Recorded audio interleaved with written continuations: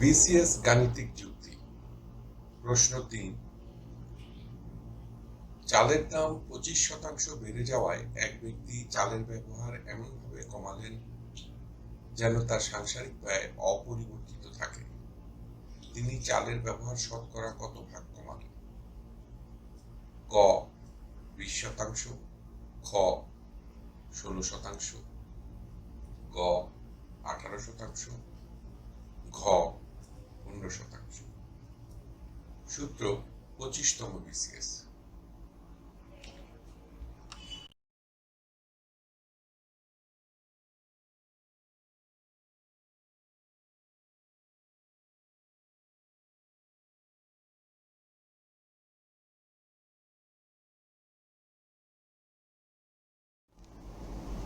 সঠিক উত্তর ক ২০%।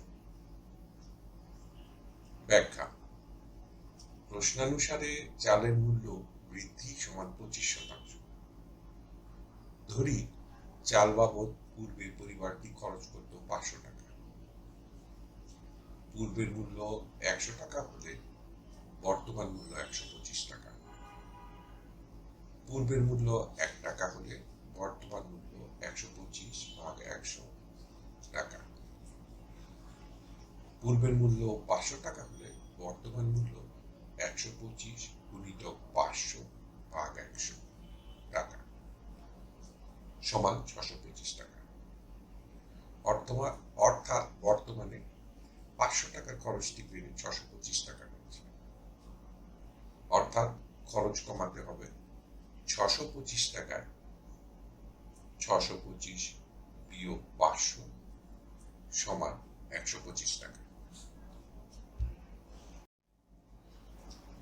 খরচ কমাতে হবে ৬২৫ টাকায় সমান ১২৫ টাকা। খরচ কমাতে হবে ১ টাকায় সমান ১২৫ ভাগ ৬২৫ টাকা।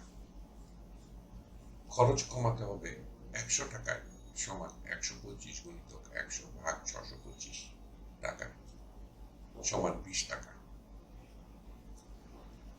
সুতরাং চালের ব্যবহার শতকরা কমিয়েছে সমান ২০ ভাগ।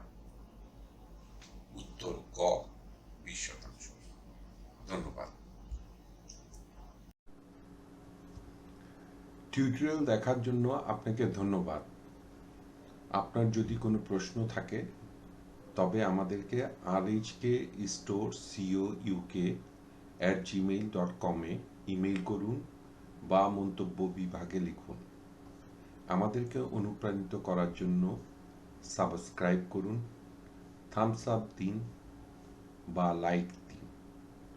আপনার বন্ধুদের সাথে শেয়ার করুন এবং নতুন টিউটোরিয়াল পেতে বেল আইকন টিপতে ভুলবেন না।